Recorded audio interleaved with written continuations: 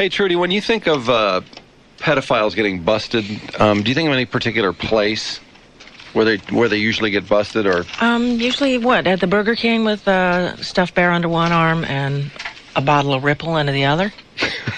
There's something sweet the kids can drink, and they can kind of like paralyze them a little bit, and then, charm them with a little teddy bear and some candy. Well, I've been reading this story about a cyber cop in Keene, New Hampshire. Mm-hmm. And he's been busting so many people at McDonald's that McDonald's has kicked him off the property because they're so tired of seeing their name in all the stories about the pedophiles that get nailed. Yeah, I know, that is unfortunate, huh? Well, I can't really blame them. No. But it says he arranges to get together with them in a number of locations around Keene. I used to meet them all at McDonald's, but then they kicked me the hell off the property. Pedophilia and the Happy Meal shouldn't go together. Mm. Then I thought, where else can a cop go where else can a cop go where he's not going to get kicked out but Dunkin' Donuts? They threatened to get a court injunction. Now he meets his marks at a KFC restaurant, in hotels and in parking lots. Kitchen Fried Chicken? Yes. One traveler showed up in Keene carrying 3 gallons of urine. Ooh. Oh, my God. What about entrapment? They can't encourage potential targets to do something to engage in a behavior they don't already have a predisposition to engage in. On the internet, then, if a male adult is in a room titled 14-year-old boys whacking off, that would that would be okay. What? Oh, yeah. In other words, he's not. If he encourages someone to do something in a room like that, it doesn't matter because the guy's already in the room and he has a predisposition. Oh, I see. So it's not entrapment. Mm-hmm. But God, pedophilia is such an incredibly powerful thing. We're perpetually amazed at how often these pedophiles are back out doing their thing. Listen to this. Many pedophiles have read about McLaughlin, that's the cyber cop's name, and the operation he runs out of Keene. Some have even sent warnings about him to one another, accompanied by his picture. It still doesn't seem to matter. These same men will still send child porn to marks who claim to live in Keene or in the immediate vicinity. Cyber sex addiction easily overrules security concerns. Pathology is stronger than common sense. If you take even the simplest precautions, when McLaughlin seizes computers, most of them he finds are not password protected, and the screensaver is a naked child or a slideshow of naked children. Oh, jeez. Can you believe that? Yeah, that's horrible. I just can't stand how hard they work at it. I got to tell you, some of what these people get off on, I would have never dreamed up in a million years. Well, that's just it. Who knows the depth of their strangeness? But they've shown they can't rehab them, so I don't know why they just keep letting them right back out again. Why? In Rolling Stone, by the way, in case anyone wants to read it, it has its moments. This story, no question about it. Let's see. He receives email from men who believe they are corresponding with a prepubescent boy. Cash, plane tickets, dildos, digital cameras, and enema bags, new and used, frequently arrive in his mail. Oh, please! What? And he calls that those are the run-of-the-mill fetishes. He says. I can't believe it. That an enema bag's a run-of-the-mill fetish. Oh. Paling in comparison with 2 perversions called coprophilia, sexual arousal by feces. Oh. And coprophagia, which is sexual arousal by doing something else with feces. Sorry. No, that's it. Sorry. Well, yeah, it's time for a sorry. Oh, unbelievable. How is it that anybody could be excited over something that horrible? This is the amazing thing, and excuse the fact that this is the breakfast hour, and I am editing the story the best I can. This is how into these people are, and I think this is valuable because look at all the people who keep getting let out. Well, but we let these people get out. We let them go free. We put them right back out there. But how is it that anybody could ever be so twisted that something as gross as that would turn them on? Yeah, eating it. I know. Oh, and you. True. That's what coprophagia is. Well, now. That's the other thing I don't understand. Why wouldn't they end up in the hospital immediately? That's a pretty good question. I mean, people, we've seen these things with restaurants and people not washing their hands, and next thing you know, the hepatitis all over the place, people in dire straits medically. And somebody's going to literally make a dinner out of this. But that's what I don't understand. And they're fine. This is so far off. This is so far off the mark. You are so not close to the way we consider people to normally live. Good Why would we God. ever let people like that out? I mean, if you think that's normal behavior, or that's what you want to be into, then as far as I'm concerned, you don't belong in this society. Oh, no, absolutely not. No, absolutely no. They need to be caged forever. Or maybe they should just go back to the days of, electroshock therapy or lobotomies to remove that sort of behavior. Find out just where it is in the brain. I mean, they know those things now, right? Just take it out. Listen how powerful this is, though. I had this one guy online from Northern Virginia who was engaging in, I'll use the term, which will spare all of us, coprophagia. Thank you. I think that name doesn't sound bad enough for what it is. I agree. Like the phagia actually has the effect of making it sound like it's something farted. He's engaged in this. They're both watching each other on screen. Oh, jeez. So he's watching this guy engage in this. Oh. And the cops are hammering on the guy's door, and he doesn't stop. Oh, God. Jeez, man. What do you say? You're interrupting my dinner? Why does somebody always come to the door when I'm eating? Some of these guys get in these trances, and everything is excluded. All they can think of is the behavior. They're just hopelessly miswired. I would say that you just take them away and delete them. I agree. I know. I would execute them immediately. So the officers crashed the door in, guns drawn. I don't know that you need to draw a gun on a guy doing that, but he doesn't stop. Even when the police are standing there? They say he was in a trance, is how the cop described it. Put down the fork, put it down. When he finally realizes that the police are in his house, jeez, he jumps up, still on camera, and see, I don't know. I can't even describe what happens here. No, good God. God. I'll show you, Mike. Delete them. Oh, God. While he's doing, there's no way to describe this. It's just impossible. Boy. But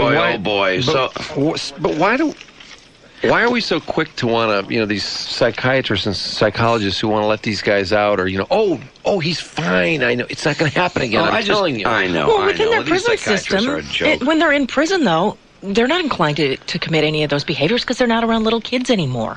Mm-hmm. So to the professional eye, probably they are fine. But you know what? It seems to me that these psychiatrists are just so easy to fool. It just seems to me these guys that are incarcerated, they just sit down with a shrink and they just... Well, I don't know why they don't have BS the guy right in circles. Shouldn't they have some kind of a success record kept of, when you do vouch for someone? Well, yeah. It seems to me if the first guy that fails that you vouch for, you should never be allowed to be an expert testimony person again. That should be the end of that. There's no question for it. But the thing of it is, too, the other thing should be is that every one of these people that have been vouched for have all turned right around and done the same thing again. So for some reason, they just don't want to keep them in jail. And then the other thing is the same way with this cyber business. Do you believe? I mean, it is so published that police are infiltrating all of these chat rooms and getting these guys, and yet they persist. You would think these guys would say, man, I'm probably talking with a cop right now. Isn't that part of their thrill, though? The danger, that line that they're walking? Yeah, that it might be a real kid or a cop, right? Yeah, I'll bet you. You're probably right. I'll bet that's true. This is a cyber cop, and he arrested a homeless guy. He actually did a sting on a homeless guy. Now, where did he get the computer? I know. Isn't it incredible? Yeah. Well, here's the story. We arrested a homeless man who doesn't even own a computer, McLaughlin said. He'd go to a public library in Philadelphia, have virtual storage of his pornography. He arranged to meet a kid in New Hampshire, went out and bought a car for $250 and drove up there. They arrested him. Jeez. It's just the ability to make it happen for them. Mm-hmm. If they could just transfer that to something useful. All right, freeze! You're under arrest for public display of a boner. Mark, you did quite a job of highlighting, I see. Although I'm not certain why you needed to highlight this. I'll tell you one thing. That guy goes to a Chinese restaurant, he'll order the poo-poo platter. Sorry. No, it's all right. Does it? Yeah. Okay. The door to a $100 room at the Holiday Inn Express stood ajar. Instruments of a deviant desire had already been arranged on the bed. Velcro restraints, duct tape, a blindfold, a gag, lubricant, feathers for erotic tickling. Oh, erotic tickling. I bet the tickling is stupid. Joseph Aurora, 42, and unemployed, planned to use him on a 14-year-old boy named Adam. Some dysfunctional kook who really thinks he knows what he's doing with the feathers. I'd love to tickle torture a tied-up kid who enjoys being hurt a little, wanted to get close to a young dude. You know what I'm amazed is that somebody who says, I'd love to tickle torture, when I was 14, there's no way in the world. It just seems so strange to me that 14-year-old boys would even respond to this.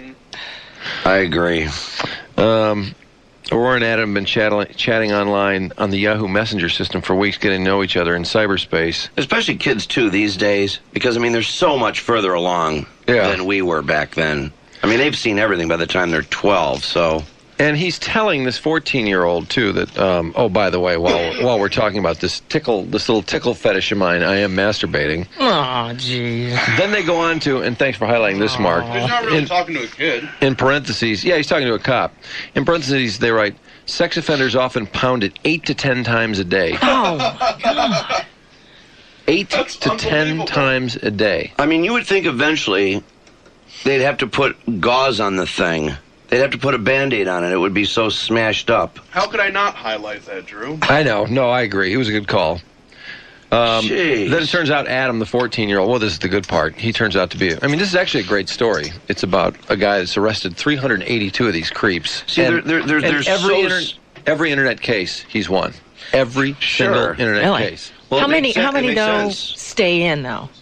Does he know? I haven't gotten to the end of the story, so I'm not sure. But well, it would make sense because they have the evidence. I mean, everybody has the hard drives and the email and the whole thing. It's right there. And they don't even password protect themselves because they're just so focused. Sure. I mean, they're so busted. It's just like when Channel 4 did that very thing. I mean, those people were so busted. And but these guys 8, 10 times a day. It just goes to show you that they're so abnormally stimulated. They're so far gone that it's just the only thing that matters in life. Well, here's a homeless guy who, this guy is homeless, and all of a sudden he's the most resourceful man on the planet. He gets a computer. Gets the library. He's got his own file, his own pornographic file at the library. Yeah, and he found out how to do that. I mean, you would think he wouldn't even understand what to do with a computer, how to even go in there and create a file. Yeah, but he couldn't apply any of that knowledge to having a job. No, I know. Could he? That's the amazing part. Really. Or some sort of skill. Yeah, really. This last guy he pushed in the hotel room door and with 2 other officers cuffed a befuddled 44-year-old man. He'd taken 2 tabs of Viagra. He was harder than Chinese math and ready to go. He steals an Ike Turner line. Yeah, I know. No, that's Chinese. I was harder than Chinese arithmetic. That was what Ike said. He uses that painful pun. I mean, that's been around for years. Harder than Chinese arithmetic. Jeez. The men-seeking boys spend 15 to 25 hours per week online. How do they even have jobs? 15 to 25 hours a week online. That is a job. Well, it's a part-time job. It's obviously all they do. I mean, it's all they do. At work. Cheese-stained Big Mac boxes. Boy, McDonald's gets another reference in the article. Cheese-stained Big Mac boxes piled around their computer trying to meet children they would have no access to in the offline world. Some won't even leave their screens to go to the bathroom. They use empty soda cans. Oh, brother. I know, isn't that amazing? What a waste of flesh these people are. Oh. See, somebody like that, they're off the rocker, really. Why are we such pansies about putting these people away? I don't understand. We have so many murderers and so many other heinous criminals too. I just don't understand. Take care of them all. But we're so oriented towards saying, we care about the children so much, and then when it comes to pedophiles, it's such a pile of BS. I know it. It's absolutely incredible. There's no question about it. Yeah, and they're always like, well, the jails are overcrowded. Well, start executing some of them. Open up some beds, no problem. Yeah, look how many Texas goes through in a year. Yeah. In Florida. Exactly. They get it done. Yep. And with these people, you don't need a bed. Mike, they should be executed immediately. You must read about the police break-in on this guy who's participating in coprophagia. You must read this only because, and I guess I should thank Janet Jackson. This can never be read on here. Good God. This is the only good outcome of Janet Jackson's incident. Here, Yeah, and isn't it funny read the first 3 paragraphs there, and I'll get Drew started. And isn't it funny that her very brother is mixed up in all of this stuff as well? You know? Really.